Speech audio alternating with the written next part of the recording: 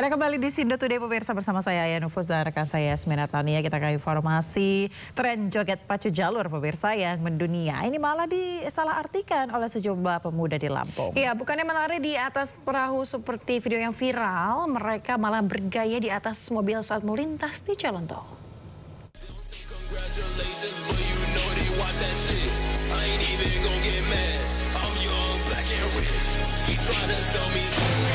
Dalam video yang beredar, seorang pemuda terlihat berdiri dan menari di atas mobil yang sedang melaju di ruas tol Trans Sumatera, kilometer 58 Bakahuni Terbanggi Besar.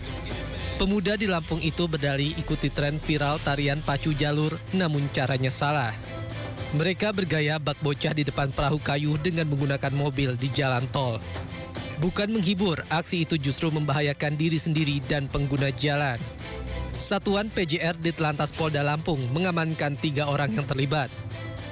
Yang pertama mereka menyampaikan iseng, ya karena lagi viral ya video aura itu mereka juga pengen ikut viral juga. Ternyata apa yang mereka lakukan tidak sesuai dan membahayakan pengendara lain maupun dia juga. Kami memohon maaf sebesar-besarnya kepada masyarakat Lampung dan Ditlantas Polda Lampung atas keliruan kami yang membahayakan pengguna jalan lain, dan kedepannya kami akan kooperatif berlalu lintas dan berjanji tidak akan mengulangi kesalahan kami lagi.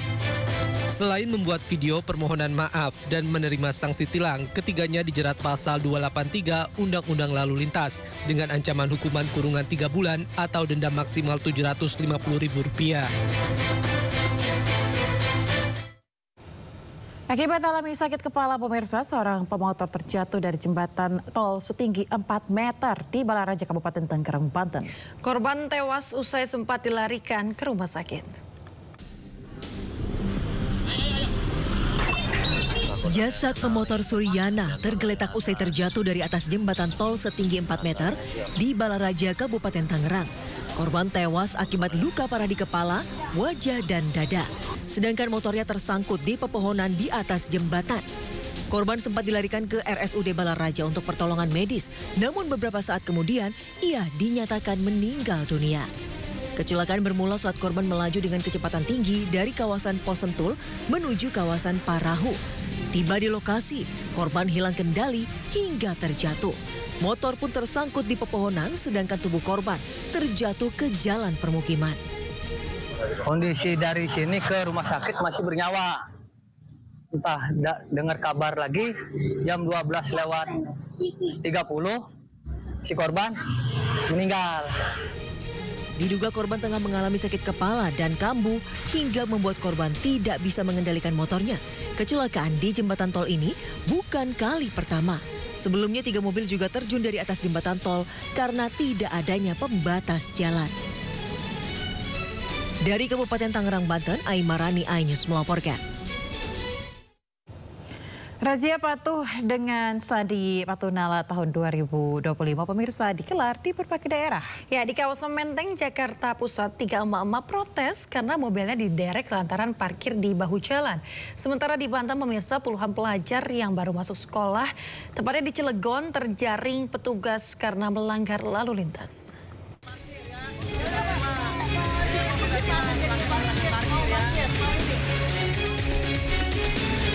Tiga emak-emak ini langsung melayangkan protes saat menyadari kendaraan mereka yang terparkir di bahu jalan Menteng Raya Menteng, Jakarta Pusat Selasa siang menjadi sasaran penderekan oleh petugas suku dinas perhubungan Jakarta Pusat. Ketiganya berusaha mempertahankan kendaraan agar tidak diderek paksa. Akibatnya sempat terjadi aksi adu mulut dengan petugas. Mereka mengaku tertipu dengan arahan juru parkir liar yang menjamin legalitas bahu jalan tersebut boleh digunakan untuk parkir. Tak ingin kendaraannya diderek paksa, ketiga emak-emak dan pemilik kendaraan lainnya memilih membayar sanksi denda di tempat sebesar Rp500.000.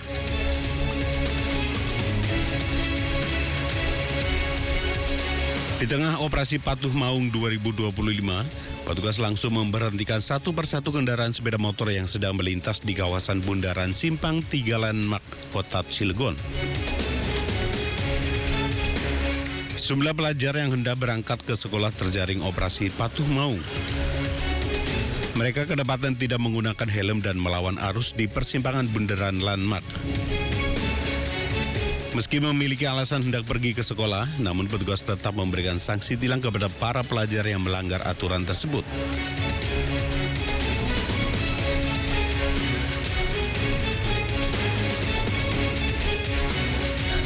Tak hanya menyasar kendaraan milik masyarakat, razia patuh dengan sandi patuh Nala tahun 2025 juga menyasar kendaraan roda 2 dan roda 4 milik anggota Polresta Bengkulu. Satu persatu sepeda motor milik anggota yang terparkir di Polresta diperiksa oleh anggota Satlantas bersama Propam. Hasilnya, polisi menemukan 5 kendaraan yang terbukti melanggar. Terdiri dari 3 sepeda motor dan 2 mobil. Sepeda motor milik anggota tersebut tidak memiliki plat nomor dan kelengkapan lainnya. Sedang mobil yang terjaring kedapatan menggunakan knalpot brong. Kendaraan milik anggota tersebut langsung dikenakan sanksi tilang. Selain itu, pemiliknya juga dikenakan sanksi teguran. Razia ini dilakukan untuk memastikan seluruh personel taat berlalu lintas sebelum digelarnya operasi patuh Nala ke masyarakat. Operasi Patuh Nala 2025 sendiri akan berlangsung selama 14 hari hingga tanggal 27 Juli 2025 mendatang. Kegiatan akan menyasar seluruh bentuk pelanggaran lalu lintas di jalan raya. Pemirsa, usai kasus naik penyidikan, Roy Suryo diminta untuk tak gentar hadapi laporan Jokowi di Polda Metro Jaya. Ya, bahkan mantan staf SDM Said Didu, kasus ijazah Jokowi ini merupakan bagian untuk tutup kebohongan Jokowi.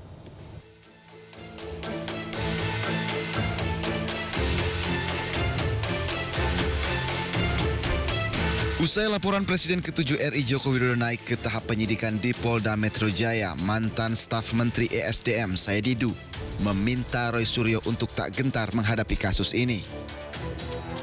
Menurut Said Didu, kasus ijazah Jokowi merupakan bagian untuk menutupi kebohongan yang dilakukan Presiden ke-7 Joko Widodo. Jadi kita akan membongkar 5 kebohongan. Jadi jangan heran bahwa musuh kita banyak sekali karena banyak sekali yang terancam.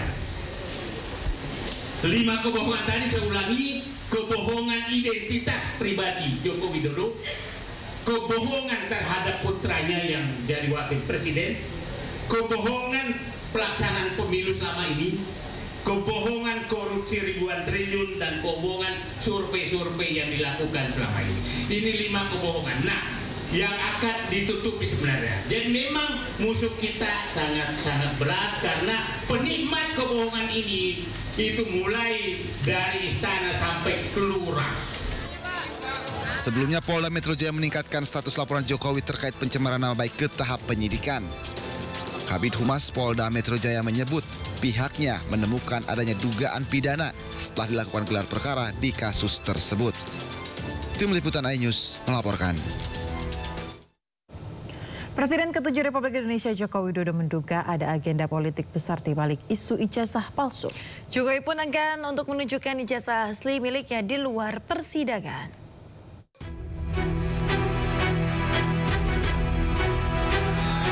Adanya dugaan agenda politik besar di balik isu ijazah palsu yang dihembuskan Roy Suryo CS disampaikan Jokowi di kediamannya di Solo, Jawa Tengah.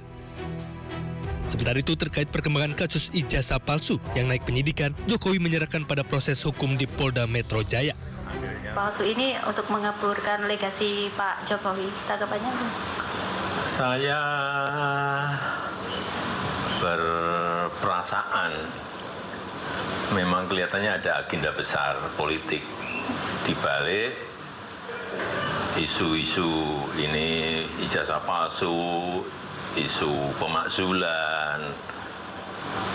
Ini perasaan politik saya mengatakan ada agenda besar politik untuk menurunkan reputasi politik, untuk mendowngrade yang buat saya biasa-biasa aja lah. Termasuk isu yang untuk pemakzulan Mas. Termasuk itu. Jadi ijazah palsu, pemakzulan Mas Wapres, saya kira ada agenda besar politik. ya. Dan biasa aja, biasa. Selain itu, Presiden ke-7 RI Joko Widodo enggan untuk menunjukkan ijazah asli miliknya di luar persidangan. Tim Liputan iNews melaporkan.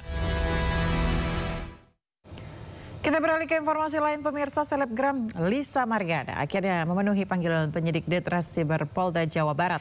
Kedatangannya sebagai saksi dalam kasus dugaan video asusila yang diduga diperankan dirinya.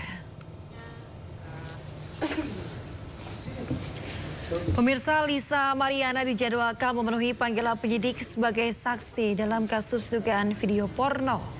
Di dalam sebuah video yang viral di media sosial, diduga dirinya menjadi salah satu pemeran dengan lawan seorang pria bertato. Sebelum masuk gedung, Lisa sempat menyampaikan kesiapannya memenuhi panggilan dari pihak penyidik. Lisa diperiksa selama 5 jam. Sementara itu, Kabid Humas Polda Jawa Barat mengungkapkan pemeran video syur tersebut merupakan LM dengan seorang teman prianya berinisial F. Untuk persiapannya, ya persiapannya ya siap dong, harus siap. Ada beberapa poin penting yang bisa kami sampaikan pada rekan-rekan. Yang pertama bahwa di mana barang bukti video yang beredar itu, yang bersangkutan telah menyatakan betul bahwa itu dirinya. Pemeran dari video itu salah satunya perempuan itulah dia. Demikian juga pemeran laki-laki yang sebelumnya sudah kita periksa yang menyatakan juga bahwa itu dirinya. Timnas Indonesia U23 berpesta gol ke gawang Brunei Darussalam dalam laga perdana Grup A Piala AFF U23 2025 yang digelar di GBK Jakarta. Informasinya usai jeda, tetaplah bersama kami di Sindo Today.